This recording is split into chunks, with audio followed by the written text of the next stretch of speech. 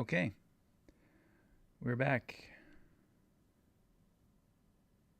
And today we're going to take it a little bit slow and long. What I'm trying to do is kind of just do the live streaming to walk through the creation of the second or the next video in the series. I'm going to put all the live stream concepts that happen during this series together and make a longer video. So if you missed this stream or you don't want to sit through the slow stuff, feel free to just wait for the basically the rundown of everything that we cover here. I turn the music off in that regard so that I can use the voiceover that I do here, so I don't have to re-record it. And today, last time we talked about the style and everything like that, which is basically a 2.5 HD Octopath Traveler sort of vibe. You can watch the last episode for that. But today we're going to talk a lot more in depth specifically about the story and what happens when you actually start playing. So I thought the easiest way to do that would be to... Hold on one sec. Let me just check and make sure everything's working correctly. But today we're going to talk a lot more in depth specifically about the story and what happens when you actually start playing. So I thought the easiest way... All right. Looks like everything's good to go. So best way to get into the story is, I think, maybe just recap. Oops. Let's recap this video, the last one, but very, very quickly. And I'm going to turn the sound off and just do it freestyle. So here you have the intro and the background about how Luca went back in time and they killed Lavos. She killed Lavos with Azala, and they found a Lavos bit. They actually found two, but Azala didn't tell her about the other one, and they started trying to teach it about language and stuff, but then it's complicated. If you want to get into that, then feel free to watch the 2-hour part 3, 4, and 5 recap. But as we mentioned last time, because it's so complicated, that will not be specifically in your face in the game. You know, it should be accessible to everyone, and you get dropped in, and all that has happened, and you can dig into it. But you don't have to know it per se. And this explains everything, how basically Fate basically enslaved the dragon god, and created a new entity called the Vision Serpent, which was it's a shout out to Crimson Echoes / Flames of Eternity, which is also a shout out to ancient Mayan. The Vision Serpent goes back to the ancient Mayan stuff. It's not just in the Chrono Trigger world. So anyway, you have Fate here growing to insane levels of power and basically crashing time and space onto each other again and again and again to make what the break is essentially a loosey-goosey, time is broken sort of... is this where it shows the multiple... Oh yeah, check this out. Nice. You have all the time crashes. Keep in mind, Crazy Balthazar would also still be around, so he's helping with all this.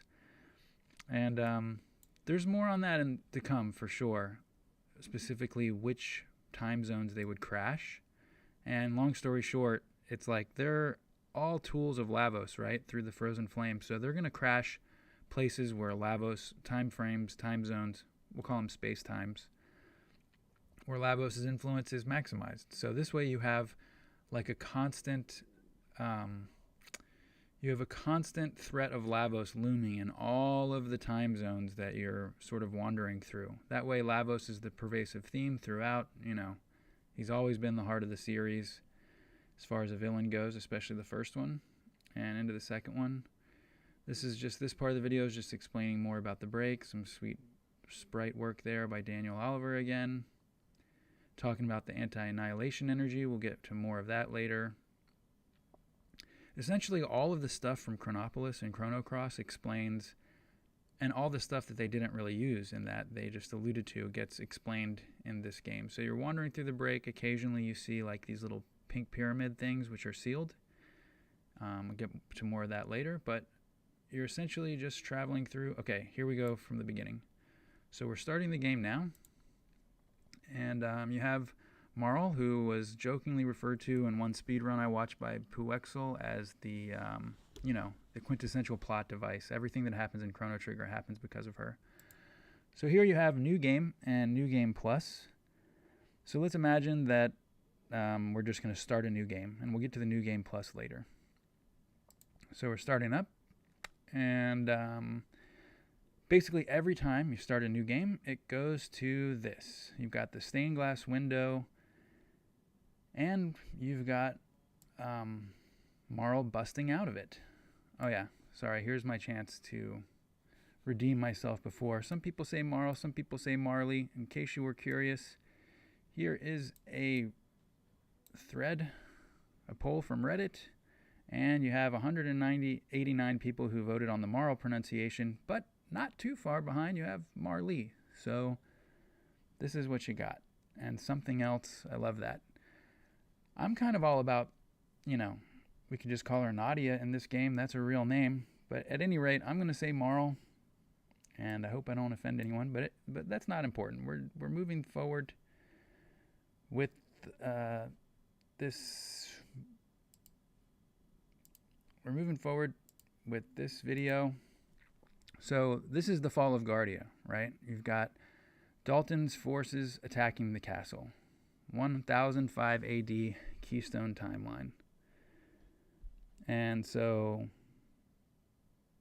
the general feeling was that Marl and Chrono and all the forces of Guardia are strong, but Dalton had like all kinds of crazy elements that he'd been stealing, and he knew a lot about gunpowder and everything. So unless you want to have Marl and Chrono and possibly Luca just basically killing all of the people in the Porian army, they flee, right? We're just going to say canonically they have some sort of Batman-esque opposition to killing people. I don't know, I guess monsters are okay. So she's fleeing through the woods.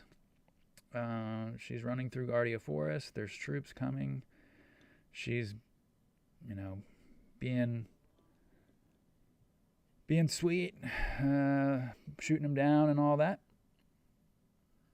And she's running, and then we find a red time gate. Okay, so why is it red?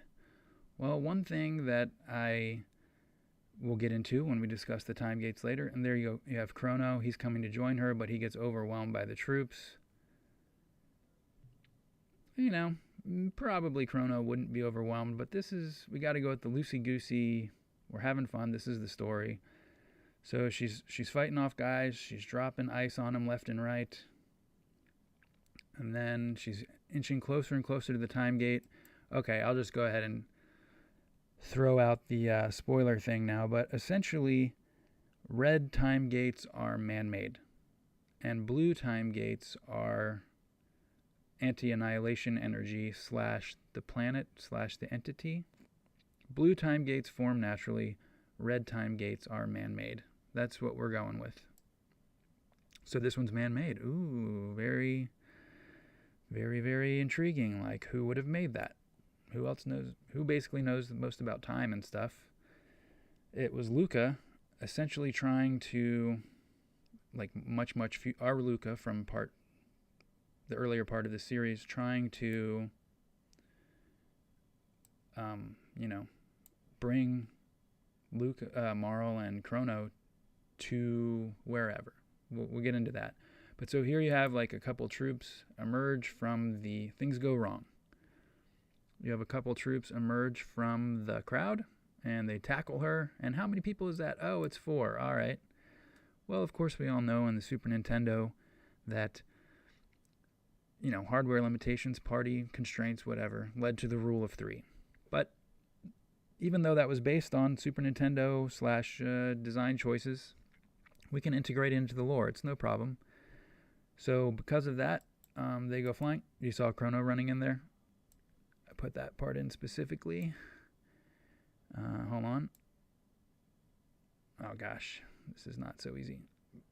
So watch in the top left, you can see Chrono run in. So you know he's not dead. At least he didn't die back there. The guys come and tackle her, and in just a minute, you see him run in the very last second. There you go. And so they're flying through time, and they're going to end up in the end of time because more than 3 entities. And she just wipes him off the edge and asks Gasper, will they fall forever? And he's like, how should I know? And then she says, nice to see you again and everything, but we really do not have time to talk. I'm going to get out of here and go back and save Chrono. So she runs to the Pillar of Light, which corresponds to her time. Then she gets back, and we have the first major plot twist.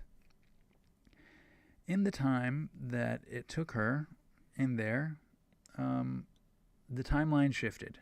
Like as we saw in part 2, Dalton basically ruined everything. He caused through his actions in part 2 of this series, he, with an A be like, is actually all episode 1, episode 2. It's the live streaming that we're doing now. This is episode 2 of part 6.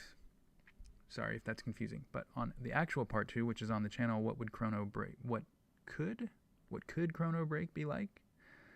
That explains how Dalton came in and ruined the Keystone timeline. So you have the Dalton corrupted Keystone, which we'll call from now on the Dalton timeline. But anyway, after she left her timeline, that played out. All of that played out. So when she comes back, she's actually entering the world that he created, where the Day of Lavos came in 900 AD. Okay? So that's where she is now. That's why the forest is grimier looking and stuff. And she runs up, and she sees this huge wall with the Kingdom of Poor flag, and she sees all these Lavos spawn. And it's got, that's bad news. So she has no choice but to leave. She's got to go back. She could stay there and fight Lavos spawn all day, or she could just get back there. She goes back. She asks Gasper what in tarnation is happening. Time must have changed, which is what happened. And she's like, this is garbage. What happened to Chrono? And he's like, I don't know.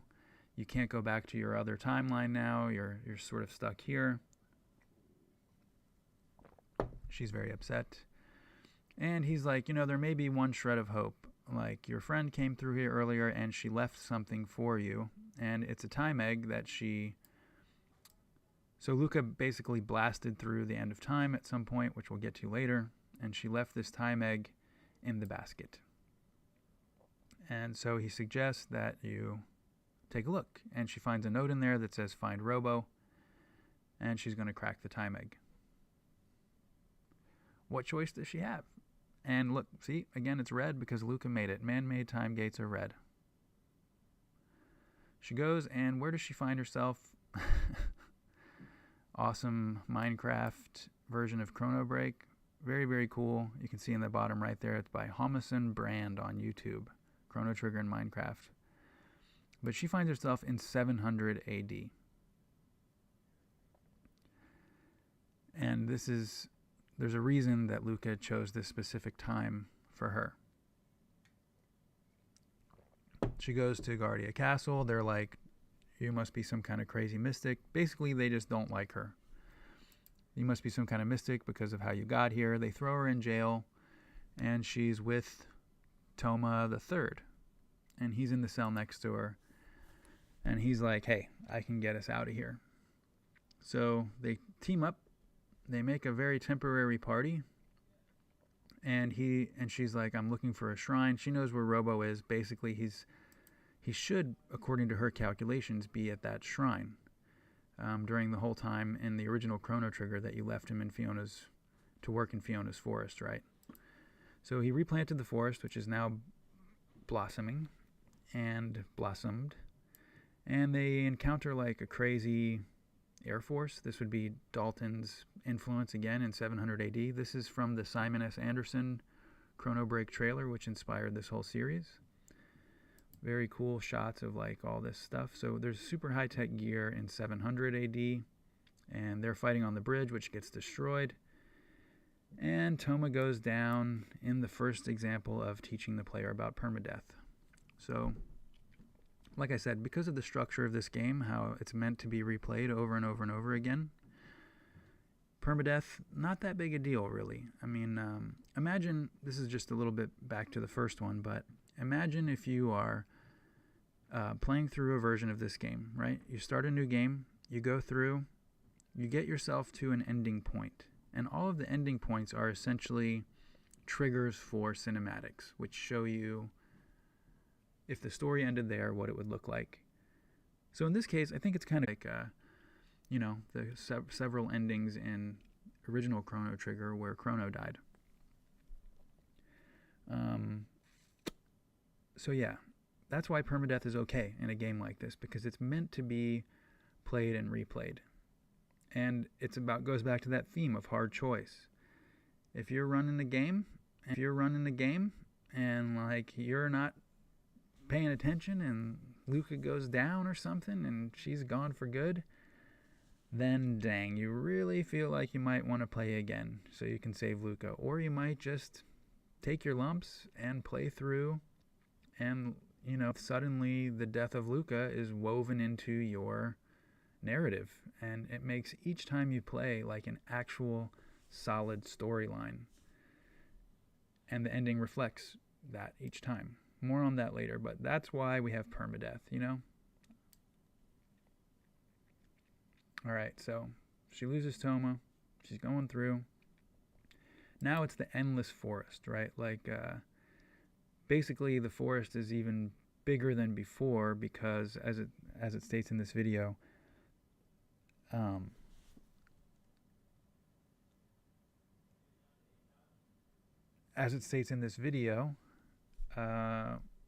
sorry, I just got distracted by sound fiction in the chat there. Thank you. Good to see you, man. Good to see you. So yeah, Dalton planted all these trees in 600 because he knew that he could be able to harvest them later and have all this lumber for his war machine. Duh. That's how you do. I love you too, man. Good to see you. I'm going to continue with this, but I want to call you later. Okay. So she's walking through the forest, and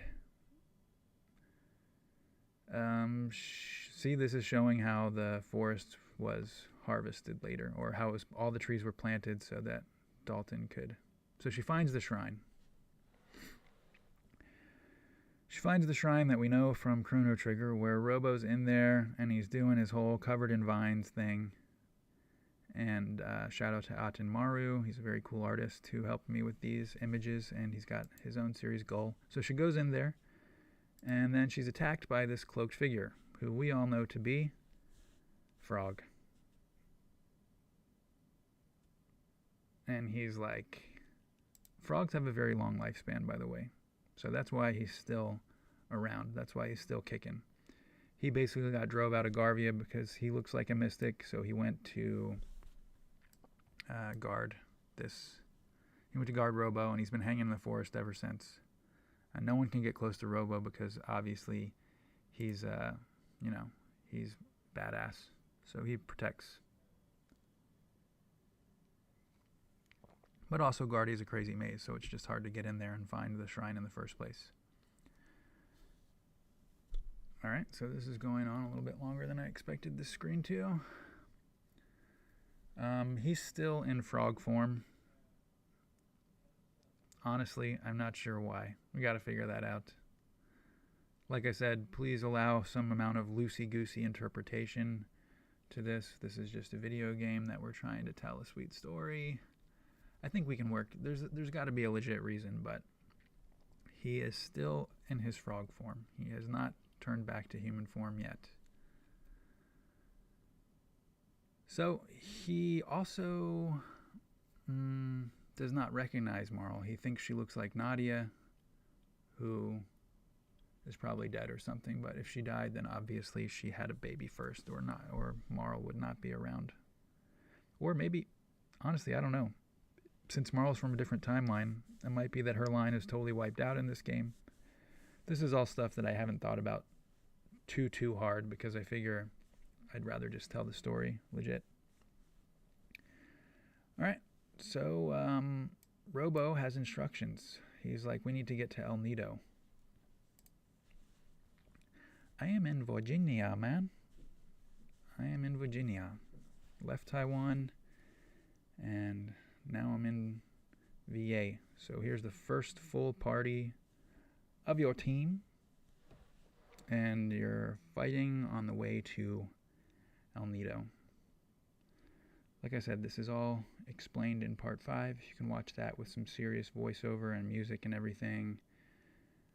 They're having like this epic battle, and Frog says, I got this. You guys go on ahead. I got this. So he protects them, and they flee by sea.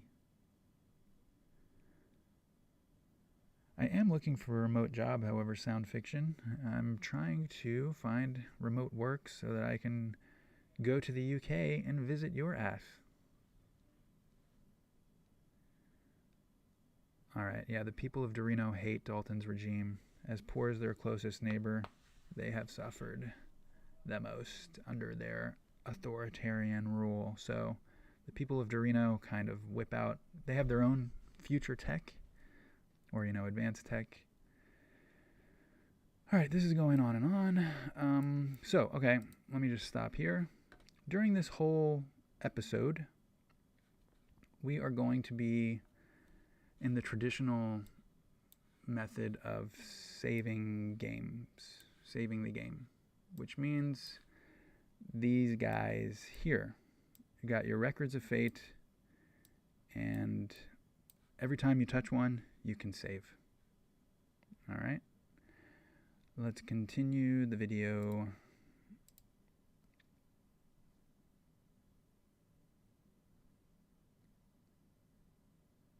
Very cool chance to check out El Nido as it would have looked in the Middle Ages. Here you go. Oh, and there you see she's got her own save point over there. And I'm going to fast forward a little bit. Okay, so every time they touch a save, they're hounded by the Bound Watchman, which, as we explained in the last video, is this creepy looking guy who's dropping luminaires on them left, right, and center. So there's only 2 people in the series we know that use luminaire. There's obviously Chrono, and then Miguel. And so this led a lot of people to saying, like, hey, is Miguel actually Chrono? Cool theory. In this canon, we're going with no. He's just another lightning type user. But, yes, so as explained before, basically Fate kind of like rounded up the parts of Miguel that she could, and he's now what's known as the Bound Watchman. So he's kind of doing her bidding through in places she can't reach. He's because of the weird like bonding because of the weird bonding that she did to keep him in a dimension that was not his, he's able to kind of go places that she cannot go. So the Bound Watchman is like this annoying thing that attacks your party every time you save. But you got to run from it, basically, for the most part at the beginning. So it gives like a little bit of a, tenseness when you save every time. You got to run from this guy. And then they get to El Nido, and as it says, if you happen to explore Viper's Manor, you will find a door with a Xelian crest, but her pendant is all out of juice right now. The pendant is out of juice, so you can't get through there yet. But they do all this stuff, kind of shout out to Chrono Cross. They get the ancient fruit to tame the wingipede, and they take the biba fruit, and they go to Gaia's navel, and then when they get there, they find the oldest time gate. And they're about to step through it, but like Marl is kind of nervous too, because it's just, she has no idea where they're going to end up, whatever, blah, blah, blah. So before they have a chance to decide, the Bound Watchman shows up again and starts causing serious trouble. And that is where we get to the appearance of Ayla. Ayla? I don't know. Let's do another poll. Here she comes. So she busts in and she brings her whole squad. There's like 40 cavemen. And this sort of is our tutorial to the multi-party battle mechanic. So last time when we were showing like that super frenetic... Here, let's just go ahead and bring it up.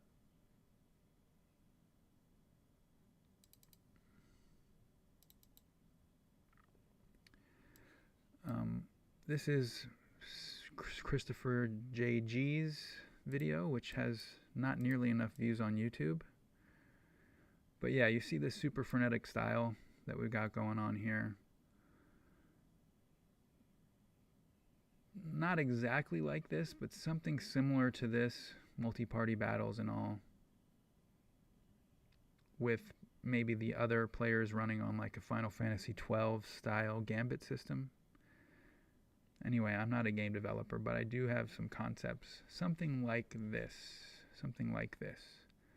So, we learn about multi-party battles. And they basically, because it's so many of them, they're able to defeat the Bound Watchman. Which is great. So, of course, Ayla comes from...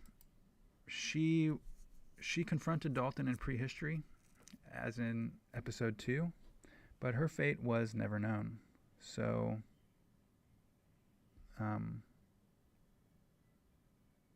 she ended up going to Gaia's navel. Are we still streaming here? Hold on, let me just check and make sure.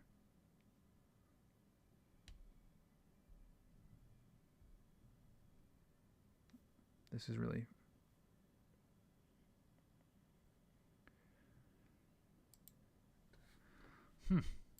Alright, technical time. Gonna check and make sure we're still streaming. View your channel. This looks live. Okay, we're good. Very nice. Good. As long as we're still going. Okay, so she basically confronted Dalton, and she was no match because Dalton had all that future stuff. So they ran to Gaia's navel, which her mom knew about. Her mom, Leah, from Chrono Cross. So we are playing out the events. They beat the Bound Watchman. And he's like, no, and he disappears. And then it's Ayla who's like, hey, you fight pretty good. I think that Ayla illustration is by Roboto. Can't confirm. I could never find out who did that one, but the moral is by Mick Cortez. And that's Ryan Jampol. And she's like, hey, we're tired of sitting here. Now that you're here, let's go do something. Let's go, let's do what we do. Let's go smash some bad guys and figure out what we're doing.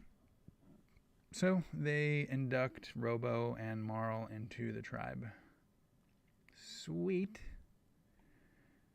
And here we go. This is where the end of linearity. That's only the end of linearity. We're going to be moving into today's video after that 30-minute recap where we explain what happens after this. What happens after this? Let's see. Okay, so let's just go to that. We are going to what happens after this. Great. So here we are. You would have Marl, and you have everyone else too. You got Robo and Isla and all of the crew. This is like your party. Oh, no. That was an accident. Don't look at that. Okay, so you've got your whole squad here. And they are, that's your party. It's like each one of those cavemen is a viable fighter to put into a party of 3. And that's how it goes. Like, they can't use magic because they're cavemen, but they can use 1 or 2 weapons, and they can use elements. So they've got some magical ability through the elements, and they also have like their own unique fighting styles. Person stuff, stealing and whatnot. Defense, support, a little bit weaker attack. And then you've got the Ioka, which, like Isla herself, are into stronger things. They went after the reptites more directly. So you've got them as well. And Kino, of course, Kino's in there. And Leah, Isla's mom. So it would be an aged Leah at this point. Okay, so here's your squad. And you're at the end of time because you all jumped in there together. So you can go to a couple places. You cannot go to the Keystone timeline. We're done. Can't go there. Hold on, let me get rid of that one. As we learned, we can't go there. You can go to these other places which are specifically sort of... Luca has some theories about this later, but there's points in time that anti-annihilation energy sort of pushes people to. Like, I saw a comment one time about... There's a comment about how all the time gates in Chrono Trigger lead to times just before a great catastrophe. And of course, that's a narrative element so that players will have something to save, something to do. But also, it can be explained as a result of anti-annihilation energy. So perhaps the planet has some plan for during events of great catastrophe, there's like some underlying fundamental principle, and the anti-annihilation energy creates time gates to maximize the chances of that being avoided, that being averted. So in that case, like, time gates are actually built into the fabric of existence to prevent massive tragedy. Yeah, so the Dalton corrupted keystone will just henceforth be called the Dalton timeline. All right, so here we go. Here we have our notes. Let me pull them up.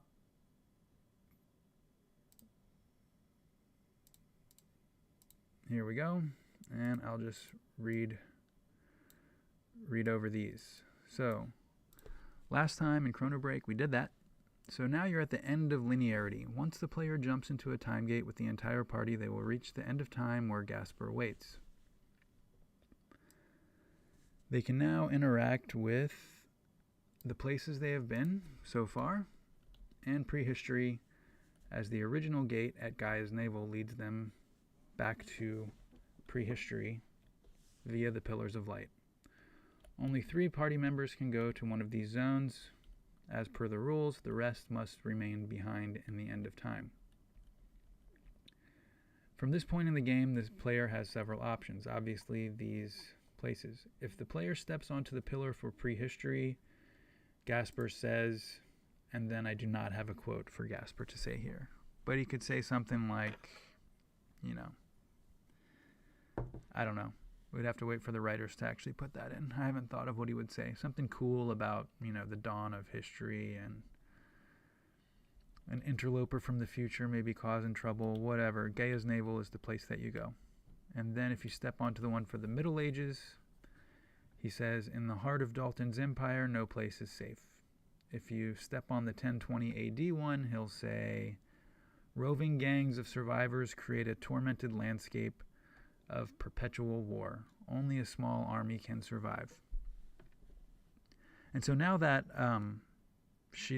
Marl's got Robo with her, if you go back to that crazy wall with all the Lavos spawn there, Robo can hack through the wall. It's an electronic wall, you know. So you guys, you can go into that zone now. And then if you step on the future one, Gasper warns them that something is happening there that he doesn't understand, and there's no guarantee of a return trip. So that's very, very important, okay? Because this one, spoiler alert, 2300 AD is not actually the Dalton timeline.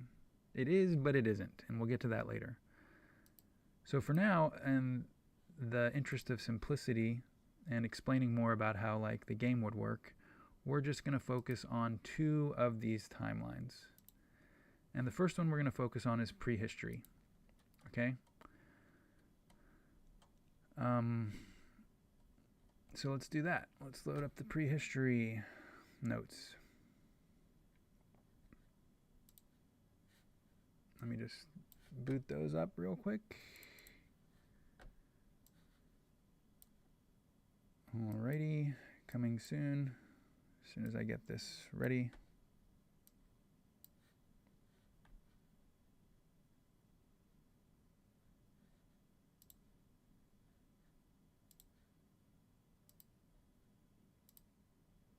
All right, prehistory. So the space-time here is Gaia's Navel. Gaia's Navel, prehistory. Prehistory is a brutal Prehistory, let me make the font bigger for everyone to read. Prehistory is a brutal grind through extremely powerful enemies. Isla and her squad have been surviving out here a long time, so they are already pretty high level, but Marl and Robo may use this as a Colosseum-esque zone to level up. Perfect. Okay, so this goes into the idea of freedom. Like, shortly after this point, you can actually finish the game and get your ending cinematic, right? And you will see that's obviously not, like, the ideal ending, but it's an ending, you know? And so that can be your experience with the game. And so you can use prehistory as a place to just totally level up. Let's just keep reading. It is a vast stage filled with tough enemies and a plethora of multicolored gemstones to learn the mechanics of double and triple techs as well as large party battles. Okay, so all those like blue rocks and green, black rocks and stuff that were left that you get in Chrono Trigger are just sort of ubiquitous. They're everywhere in Chrono Cross or Chrono Break. So it's easy to do triple and double techs and stuff like that. I mean, this is not set in stone. It's no big deal, but this is just some ideas that I had. The members of Ayla's tribe are not able to wield magic. However, they can use elements that were purchased in Goldove or dropped by slain enemies. They can also find things worth selling in the future, the gemstones and other things, like blue gemstone, which created Omega Flare. You know, of course, they wouldn't do that without the certain characters. There's no Omega Flare without Magus, Luca, and Robo. Black gemstone, just all the gemstones, in relative abundance, but not everywhere. This allows you to mesh double and triple tech for your characters more frequently. But a lot of them were just native too, so no big deal. The extremely strong dinosaur enemies here are more easily defeated if the player comes equipped with lightning-based elements, which half their defense, or Chrono. Of course, you can play as Chrono in this game, but we're not getting to that just yet, or any lightning-based attacks. All right, and here we have, there's a new in prehistory. If the conditions are correct, the player may encounter a new wandering in the area. This new is imbued with Balthazar's consciousness, although it is not as stable as the one encountered in Chrono Trigger. So this would be the Balthazar who set all of this in motion in episode 1 of this series, released September 18th, 2020 or whatever on the channel.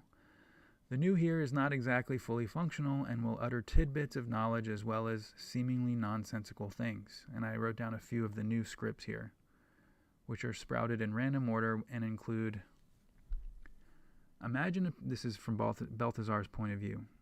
Imagine appearing in a perfectly functioning 2300 AD as a man from an ancient, more evolved civilization. They didn't want to believe me, but they couldn't disprove my story. Besides, my science was beyond theirs. So what else could they do? They sent me to the most remote part of the planet to work by myself. This is sort of talking about like how Balthazar originally would have appeared in 2300 and the central regime there would have just said like, who are you? How do you know so much? Please go work over here now. And that's why they kind of let him build Chronopolis, because, I don't know, people of the future are smart enough not to just like burn him at the stake, but they're also kind of freaked out by him. It's just, mysterious dialogue. Nothing, you don't have to read into it too hard. But I often wondered what Balthazar would feel like when he got to 2300 after he was originally sent there by Lavos in Chrono Trigger. Okay, another thing you might say. Society during the advent of the domes and the early years of Mother Brain's guidance was a marvelous time for peace and harmony. Alas, even after centuries of forward progress, that land never matched the majesty and beauty of my homeland. He's talking about Zeal. Much of what we had when I was a boy was never to be recreated on the planet, no matter the time. So he's saying that even in the glory days of 2300, when they were building Chronopolis and Mother Brain was functioning correctly and everything was nice, nothing could even get close to what the golden age of Zeal was like when he was a boy. He might also say, I suspect Central Regime did more for countertime than was required. Perhaps it was their influence on my predecessor that distracted him from my instruction before leaving. Monitor fate closely. That was what he told, because remember, he made Project Kid, and then he left.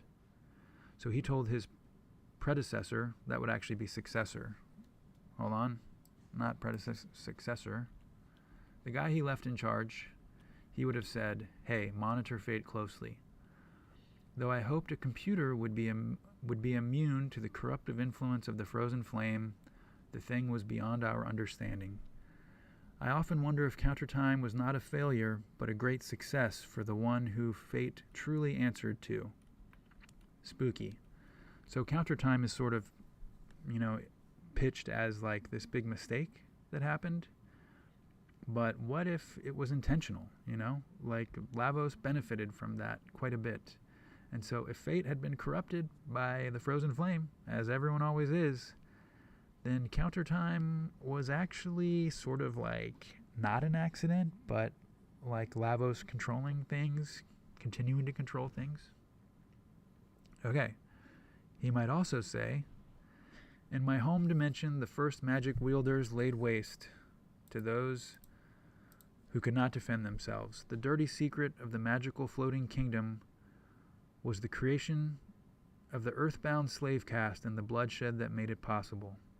I have to believe that we would evolve to a condition better than this, but nothing in my research suggested otherwise. Okay, pretty fatalistic, just talking about like how people with power will always abuse those who are less power. He might also say, while trying to learn the new language and share hours with them, I have found even the new have trouble. What sort of language is so complicated for its native speakers? What manner of creature are these? Further, what is this threat they are chattering about from the world next to ours? All right, so that's kind of suggesting like the Pico hiding in the darkness beyond time, and they're talking about that. Okay, he only possibly says a couple more things, which would be Qajar was inhabitable far before the other cities. This is where the raising was orchestrated from. It was no mere task. It took an entire lifetime to raise that land. So this is also referencing the first floating island that went up, the one that Qajar is on, and is now called Maru Island, which is originally what Chrono Trigger was going to be called, Maru Island. So the last island that's floating there in the break now, after the events of Episode 4, is Maru Island. And the creepiest one, seemingly directed directly at Marl. The Dead Sea was a horrible mistake. Better not to go back and reclaim what you've lost. I assure you there are many Chronos out there, and many of them are far from the man you knew. Okay? Cryptic and weird. But that's just that's what happens when you run into a new and prehistory that has Balthazar's consciousness from the future imbued in it. So the player has the option to switch off the new at any time, and once this option is chosen, it's irreversible. The new will display the message code NC3 to prompt the player if they would like to switch it off. And that's sort of a reference to like some weird code in the Chrono Trigger, whatever. All right, so that's prehistory. I mean, that was a big sidetrack with what the new would say. But at the end of the day, prehistory is a training ground. You can get pendant charges from the Dreamstone. There's Dreamstone there. And let's see. Yes. Okay, so this is about the combat. You can basically just build up your party super strong, because it's going to need to be strong. You can get some Dreamstone to make Dreamstone weapons. And other things. Okay, so we're done with prehistory, which is basically just a grind zone and a combat area to practice. And build up your party how you like. So, what is the other time zone that you can go to? Let's switch. You go there, your party's getting strong. Let's just talk about the combat for a minute. Let's talk about two things in prehistory. So let's move to combat.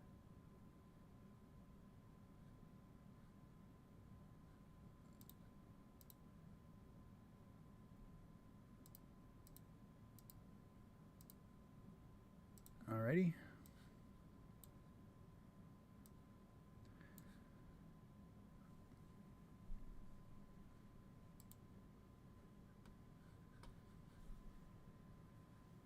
Sweet.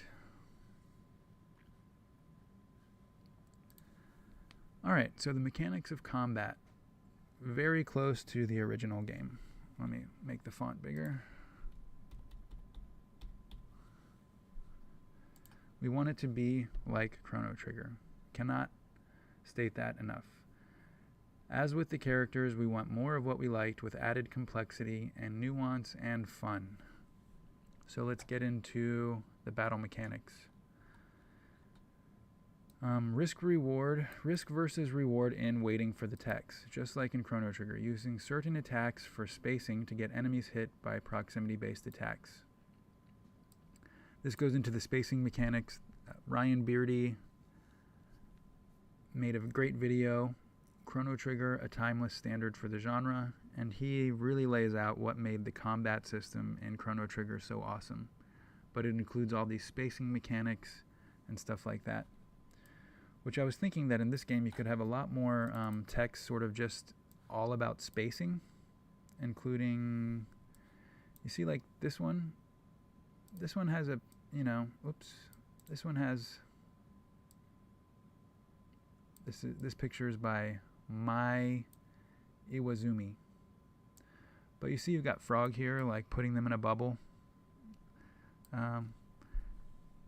Some sort of like text that are about spacing would be sweet.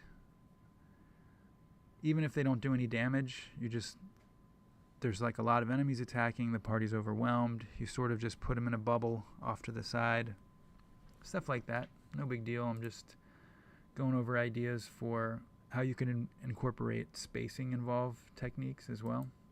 Spacing's big. All the fighting games, everything, spacing is always huge. So if you're going to have like an awesome combat system, spacing is always key.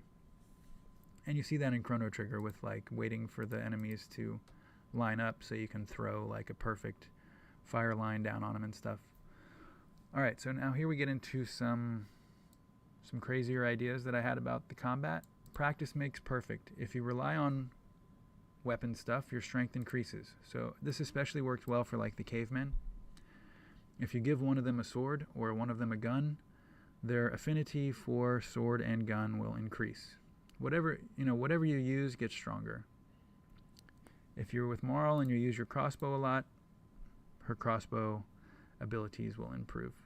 But it's more related to spells and magic. The more do spells and your magic gets stronger. Whatever you practice becomes your strength. This includes the practice of double and triple techs between individual characters. A triple tech will be more effective when used by 3 specific characters that have practiced it, that have used it before. I think that's a pretty good idea. Chrono Break has several unique Colosseum-esque places to train your party, and one of them is Gaia's Navel here, including practicing your double and triple techs. Powerful enemies, as well as your other party members, can work as opponents. So in this one, we've got Gaia's Navel. Minor spoilers ahead, but you've got the Bend of Time, or the Darkness Beyond Time, Monster Spring, and Robot Village. We'll get back to that later. Okay. Now, this is one of my favorite parts. Let's set up a whole scene for this. Hold on. All right. Let's imagine we've got... Hold on. This is going to take a sec.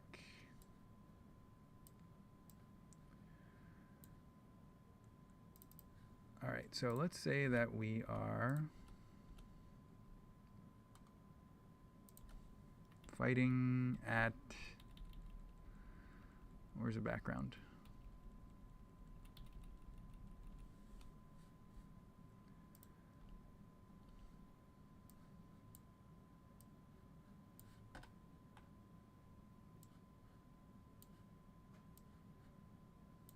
Come on, man. Where's my background?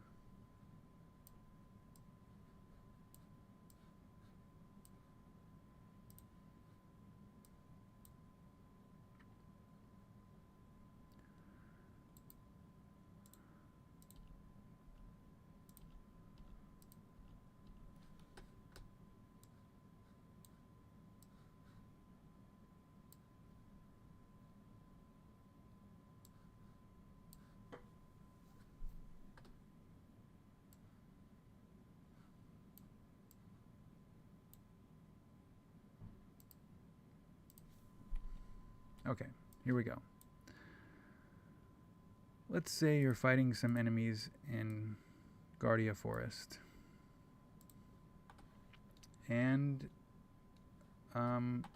you are Luca. One thing that always sort of bugged me about all fighting games in the Square franchise was like, after you use... Hey, where are my Luca sprites?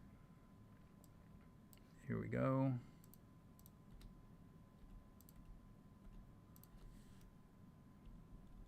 Let's find a good one.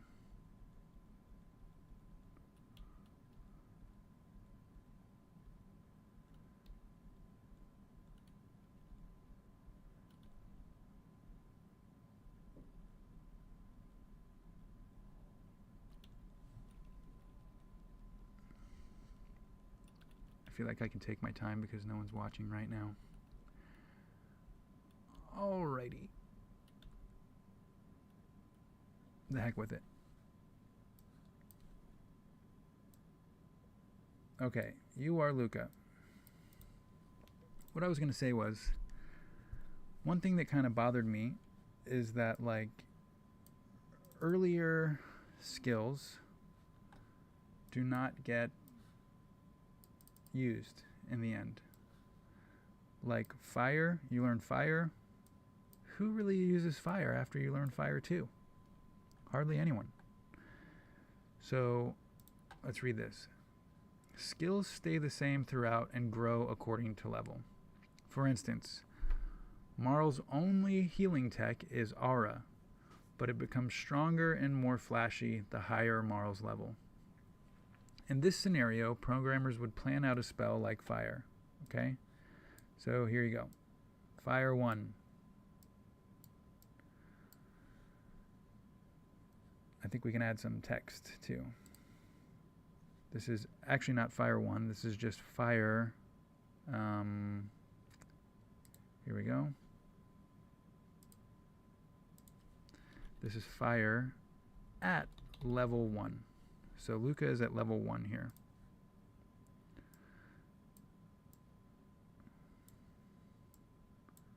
Okay.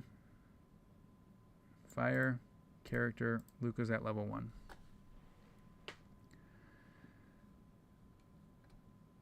And you only use fire, right? Like you don't ever use fire 2. It just stays fire. So then you have, as the character gets a stronger level, the skills look better. Like, hold on, I don't want to get to that yet. So let's say that this would be like fire when you're at level, not level 3, maybe level 9. When the character reaches level 9, suddenly fire looks a bit stronger. But you're still only using fire. It's totally just based on your character's level, what the skill looks like. So then when you get to fire level, let's say your character gets to level 29, okay? Then you've got a more flashy version of the spell. So this is fire at level 29.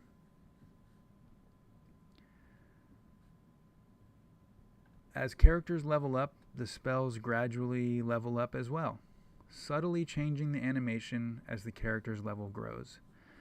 So the reason why I feel like this would be really cool is because you have, it's like there's a thing called just noticeable difference in psychology where you are getting really strong, but because the change is so gradual over time, you're not noticing until suddenly you're just like, whoa, I'm really strong. This is way different than when I started. So if you did 99 versions of the fire spell, that'd be so cool, you know, and then other characters using fire at a lower level would reflect that. And this is what we get to critical hits. So this allows for critical hit type spells too. For instance, like say you're at level 29 and you cast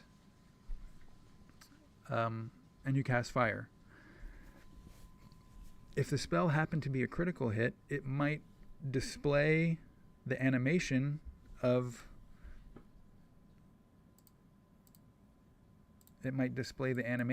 like a level 33 fire,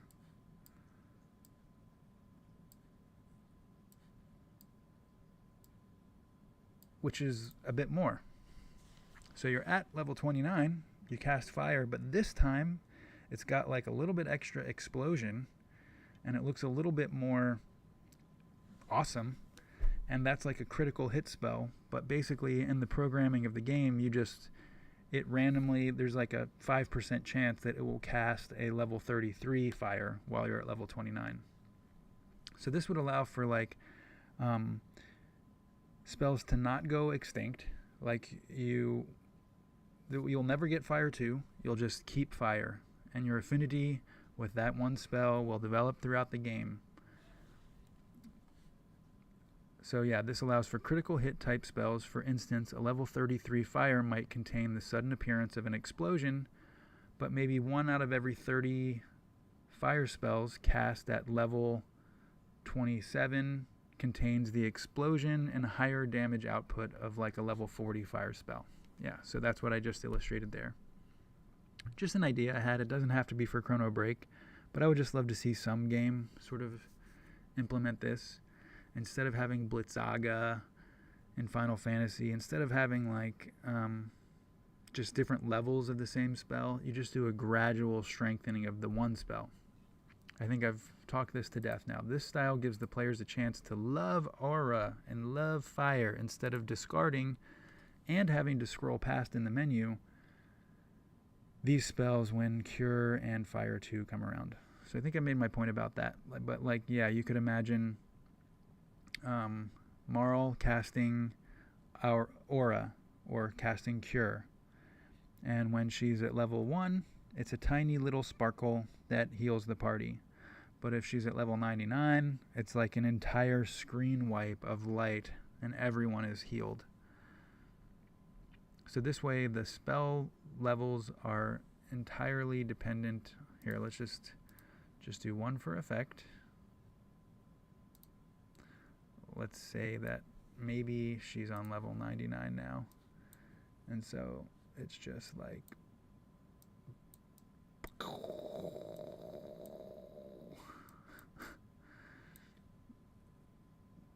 this is obviously just the little mushroom cloud. You know, this is obviously a very simple representation, but this is sort of the idea I had for how to maximize the efficiency of spells and not have them discarded when you get the next level, so to speak. Alright, so that's my talk about the spells. Let's move on to field dynamics.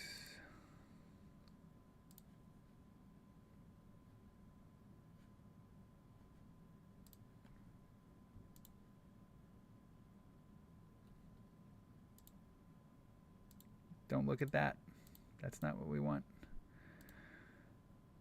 We want this. Oops. Okay, field dynamics. The natural state of the environment affects the strength of characters based on their innate elements. For example, if it's raining, water types have an advantage. So cool, right? Dark, if you're dark magic innate like Magus, you have an advantage at nighttime. I don't know about that, but stuff like that. You can incorporate the field dynamics of Chrono Cross by having variable weather patterns that affect the spells that you're doing. So if it's raining in a certain area, bust out your water types for more effect, or your lightning types, or however it happens to interact. Alright, you still got the classic weapon type things. The Masamune hits hard on magical beast types. And the Reptite's defenses are lowered by lightning, dinosaurs. Wolflobe sword included in sample inventory screen. That's really just a note for me. The Wolflobe sword was like a forgotten item. Which brings me to the naming of things in this game. I found this unused assets website from Chrono Trigger, and that's where we got the name Pico and Gob. They came from unused assets in the original game. Like there was a place you could go to called Gob's House, and Pico comes from a gun that did not get included for Luca called the Pico Magnum. Okay, here's my last idea about the combat system. If you don't use a character, they'll slowly level down to their innate base level. So if a character is an innate level fire 15, they'll slowly drop back to level 17. So like imagine you take Luca out and you're boosting her up to level 99, and then you don't play with Luca for quite some time. As time goes on, like her level will drop a little bit. Her level will drop to the point where it's like a use it or lose it mechanic. And that keeps things fresh and exciting, and makes sure that the characters that you're using while you're out questing are, you're keeping them sharp, and it gives a reason to continually go out there and face enemies. Because remember, our end game is getting to like an infinite questing mode where you're just traveling through the break and enjoying the adventure. So if you have characters who are out of practice that kind of slowly lose their levels a bit, then coming back to them to train them back up makes for like a more exciting experience, in my opinion. I mean, it might not go all the way down, but something like that. I don't know, like a steady sort of use it or lose it mechanic. And then we have guest characters. A fourth uncontrollable and usually OP guest character can be recruited at times to aid in player progression. We'll get to more of that later. However, this is a risk-reward scenario because the guest party character may make choices that leave them endangered, and they are also subject to permadeath. So, guest characters is also risk-reward. If you take out a guest character, you got to make sure you keep an eye on them. You don't control them, but it also helps to make the game a little bit more easy, and I'll get to the reason why for that later as well. So guest characters, fourth character in easy mode and early game. Guest characters are a fixed level. They make for good early game use, and eventually they are marginalized as the player gets stronger than those characters. I'll tell you what, it's been an hour and 7 minutes. We went over some combat stuff. Let's see what else there is to talk about with combat.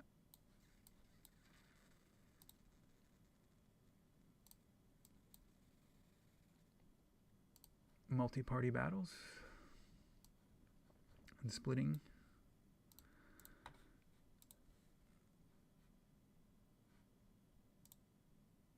Okay.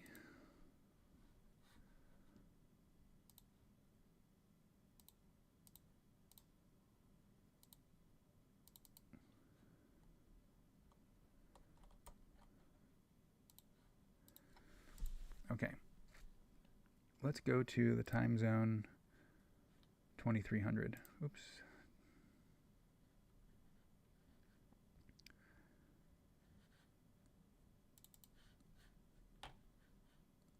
Alright, so as Gasper warned, when you go to 2300, there's no coming back.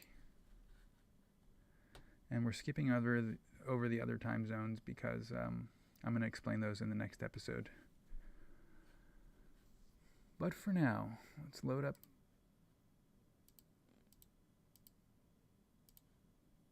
Here we go.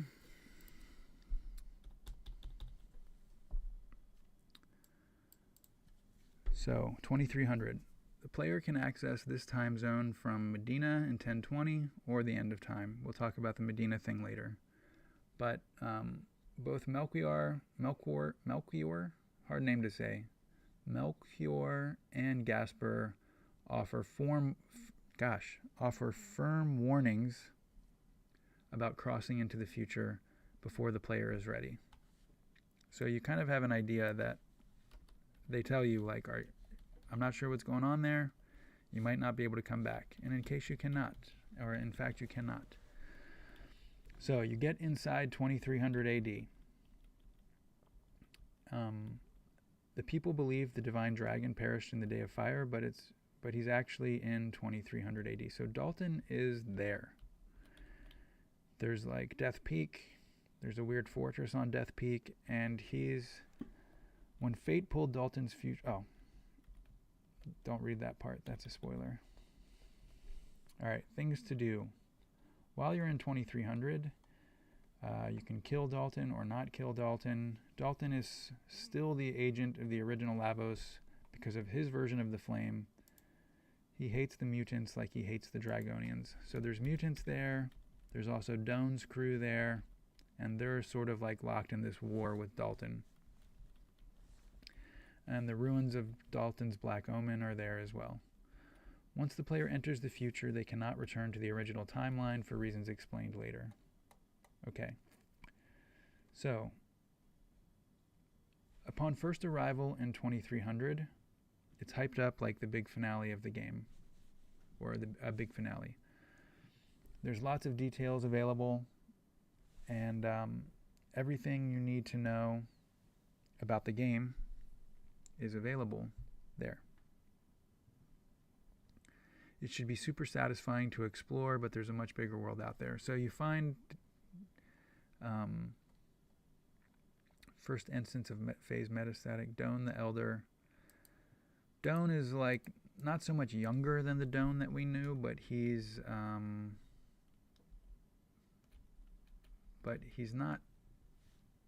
more battle hardened. They're kind of locked in this perpetual war with Dalton. The world is still in ruin, but it's a little bit different. The party goes to the city that lies in ruin around the factory, north of Protodome, where they find Doan, Guru Luca. No. Where they find Doan. Alright, so you can help the mutants. After the apocalypse, humans survived at least 300 years. Lavos reigned from Death Peak, and mutants and robots are the primary inhabitants of the planet. Supposedly, all living things would die off during the post-apocalypse. This includes not only the humans, but mutants. How would 2300 look when the day of Lavos took place earlier? More mutants because more time has passed. Mutants waging war on Dalton's remnant. Despite the war, more time has passed, and Dalton's preparations actually made conditions a bit better for humanity on this timeline. If not for the perpetual war with the mutants, Doan and company are doing a bit better. Doan is younger here. He has questions about the war. Alright, so the details are not clear, but basically there's humans and mutants warring over something. The mutants are retaliating against Dalton's xenophobic core of leaders at this time who are out to commit genocide against them. Dalton's sort of off in La La Land. He's just like a weird proxy for Lavos now on Death Peak, but like his people are trying to exterminate the mutants because of their xenophobia. Protodome. If the player visits Protodome, we witness the first instance of dimensional bleed in this game. Upon getting close to Protodome, the player can see a ghostly vision of Chrono, Marl, and Luca dragging Robo through the snow back to the Protodome after he got beat up by his brothers in Chrono Trigger. The closer the player gets to this scene, the more it fades into invisibility. So this is the first example of phase metastatic, which we will talk about later. But phase metastatic is basically a glitchy vision of an alternate reality, and there's a reason for it. There's a gameplay reason for it later, which we will discuss. They go to the derelict factory. If the party travels north, they can find a bunch of elements at the derelict factory. Derelict. Which is in fact Medina, all grown up as time has passed. The player must press on to Lab 32. Lab 32 in its heyday. At Lab 32, the party can find Doan riding a jet bike, and this time he is part of the resistance against Dalton. More like Dalton's forces, the Divine Dragon. Doan is their source of info about the world now, and the strange singularity, which will lead them to the break. You didn't read that, that's a spoiler. And the strange singularity in the distance. Dalton, if blended from the home dimension, would be based on Death Peak here. Of course, we got it. Dalton is based on Death Peak here. Although he is a proxy to Lavos, and he cares little for earthly happenings. However, the Porian remnant is managed by his minions, and they do continually wage war on the mutants, and good humans like Doan, who resist their oppressive rule, and so forth. Can they recover the epoch here? No, but they can. There is a quest, side quest, for the anti-proton engine that comes much later. If the player enters 2300 and then tries to return to the end of time, they will find it radically different. Gasper is gone, and Specchio's room contains Pico and Janice. If they try to return to the end of time, they will find it is the bend of time. If they go into the door of Specchio's room, they come upon Pico and Janice standing there. They can be engaged and beaten, thereby getting your early ending.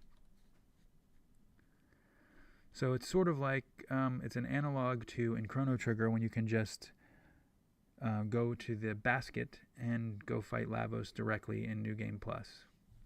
So if you go back to the bend of time and go into Specchio's room, a distorted version of it, you'll see Pico and Janice there, and you can fight them. And probably get your booty whooped unless you're super powerful, because that's just the power levels here. But if you are leveled up enough, you can beat them and get your alternate ending. Okay, so here's the important part.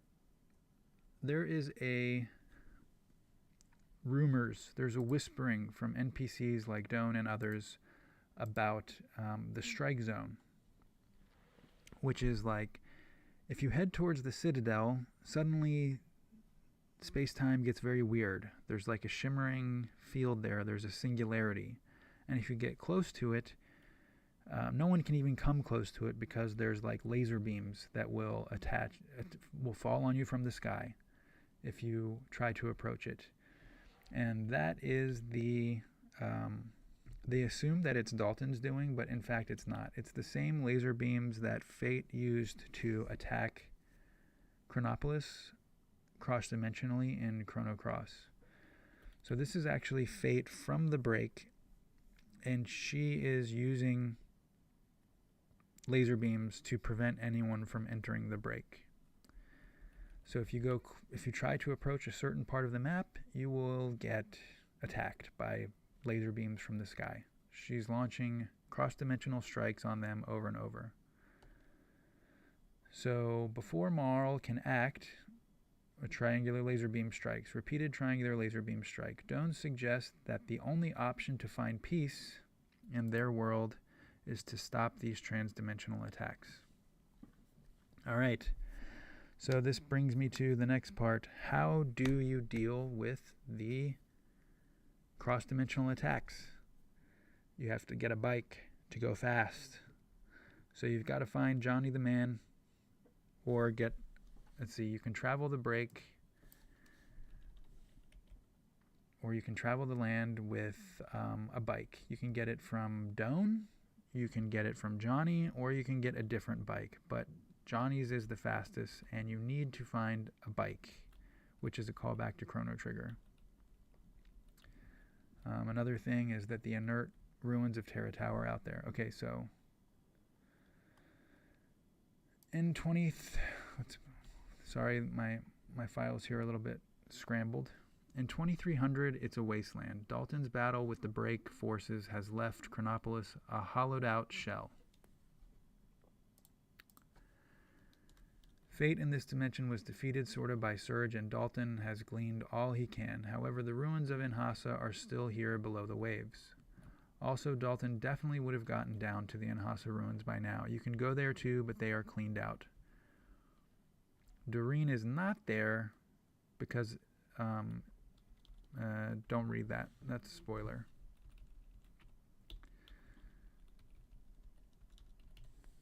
You can learn about this in Dalton's Dungeon. Rewrite the history. You learn in Dalton's Tower. Terra Tower's frozen in time. Dalton, eventually consumed by his boredom and hatred of the Reptites, decides to travel to the Polis War. This is all for later. He does this for his mighty Air Force. Forget about all this for now. An inert Terra Tower is out there, previously engaged in a battle with Dalton's forces. Terra Tower's physical manifestation as the Dragon God is reanimated at the end of Chrono Cross. When Lavos, aka the Time Devour, is defeated, the Dragon God would be set free in the darkness beyond time, because remember, Lavos had actually absorbed the true Dragon God in the darkness beyond time. So the Dragon God would be set free after the Time Devourer is defeated, and would have set about reanimating in the physical plane via Terra Tower. This is a little bit off topic. It's very off topic, but yeah, so at the end of Chrono Cross, it's never quite... I'll talk about that later. But essentially, Terra Tower is like the true avatar of the Dragon God in the physical world, and so forth. Okay, the Black Omen remains. It's the Porian Remnant. By 2300 AD, the Porian Remnant has come out and sort of has a leg up on everyone else. They enjoy the best of the life in the ruined future. Death Peak, you can go there to attack Dalton. Dalton is here, but he's just a mindless, corrupted thing of Lavos now. He's strong, but he's not much help with the details. You can kill him, I suppose. Killing Dalton with a pendant charge left, you can get into Chronopolis. Dalton is in his home time, corrupted, fulfilled, and uninterested in further conquest.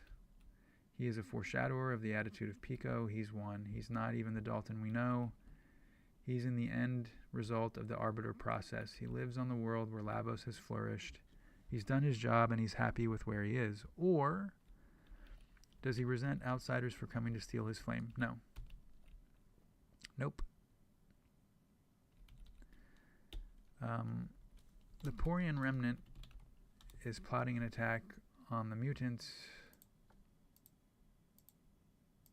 No, we can just get rid of all that. Okay, what's up? Would Dalton have the flame? In 2280, 2300, you could go full on for Dalton, or you could get the bike and try to drive through the transdimensional attacks and arrive in the break. So in case you haven't figured it out now, that's the big reveal about 2300. It's not actually possible to return from there, because once you cross into 2300, you're in the break. You're stuck there. Except for you need to actually get into it through that singularity. So if you get a bike, then you can try to drive through the transdimensional laser beams to reach the singularity. If you face Dalton, you can get the epoch back, the warlike kind without any dimension phase ability. That's not true. That's in a different... Not true. That's in a different time zone.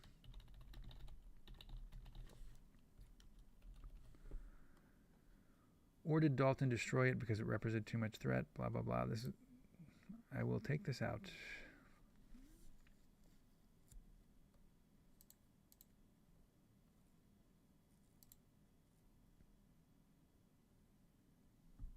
Okay. Essentially what you come to is a dead end. When you realize that Dalton is crazy, it doesn't really matter, and the transdimensional strikes and the singularity is the only thing that's going to push the plot forward. So you get a bike to head for that. Ayla could theoretically take it from there. The car drives poorly, though. Ayla can't drive, so Robo drives the best. If you have Robo in your party still, because he could be dead, remember, anyone can die at any time, Robo drives the best. If you have Robo in your party, you can do a boost. If Marl's Pendant is charged, which you can charge it from the Dreamstone in Gaia's Navel, or you can charge it from the ruins of Inhasa in 2300 or other places, which we'll talk about next time, you can reverse time a little bit. Now that was like a mechanic that was completely overlooked, but like it actually says that the pendant is able to reverse time a little bit to protect Kid. So that is an element of the pendant that we can bring in to this game. There's like a small time reversal thing, which helps with the difficulty.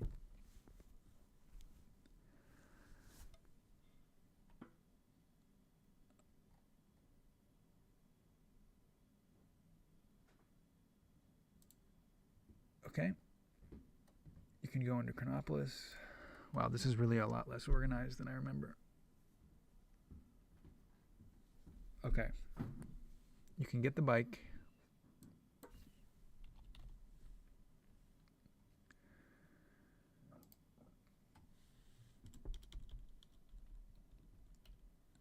If you have Robo, you have a boost. Marl or Ayla with the pendant can reverse time a little bit. Or just Robo with Ayla's squad and Marl's pendant. Robo is easily one-shotted by Fate, though. Ayla will always be there even if Ayla is proper dead in the form of the cavemen, unless they're all dead or Robo chooses to go along. If that happens, blah, blah, blah. However, the player may recruit. Okay.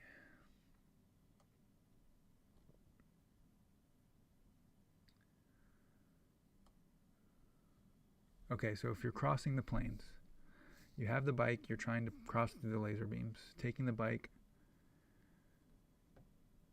Ayla only, you'll suffer heavy losses, sacrificing the party members as bait for the strikes.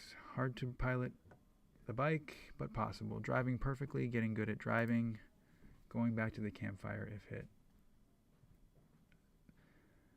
There is a save point before you attempt to go across the plains, which is a campfire. That's the last save point the player can traditionally do before they go.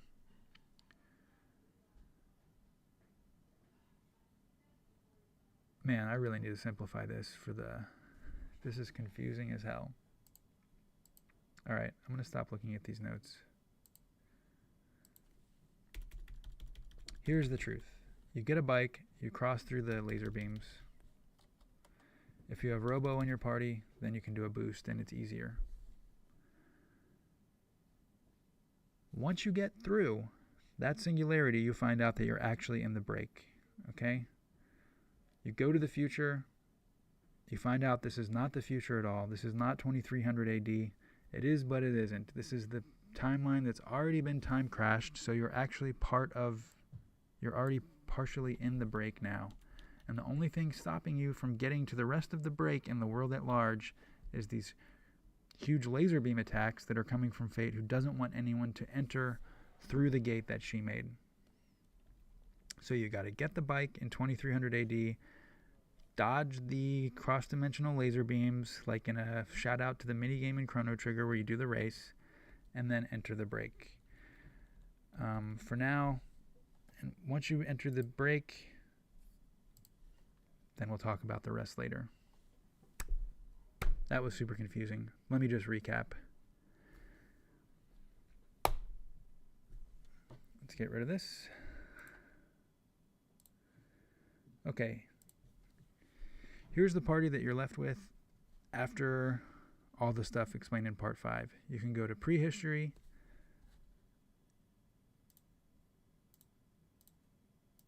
You can go to 700 AD, you can go to 1020 AD, or you can go to 2300, which is actually the break. It's not Dalton's timeline. Once you go there, you can't come back. These other ones we'll explain later. But imagine, for the sake of simplicity, that you only have Marl, Ayla, and Robo. You go to 2300, you learn all kinds of crazy stuff about Dalton and whatnot, but you find out that the true point of the game is to actually cross into the break. And to do that, you need to get a bike, and if you have Robo, you can use a boost because he can hack into the computer of the bike. He can access the computer. If you have Marl and a charged pendant, then you can reverse time a little bit to help with the crazy process of the minigame and the laser beams trying to hit the bike. If you die, you go back to the last save point, which is like a campfire style scene before you attempt the bike drive. And that's it. That's it. That's where we're going to stop it for now, because this is just way more unwieldy than I expected. And so we will come back with we'll come back in the next episode with that explained more clearly and a little bit more information about what happens if you go to 700 AD and what happens if you go to 1020 AD and what happens when you actually get into the break if you successfully take the bike through the transdimensional laser strikes. Thank you so much for joining. That was quite a mouthful, but I think it makes sense. Okay, bye.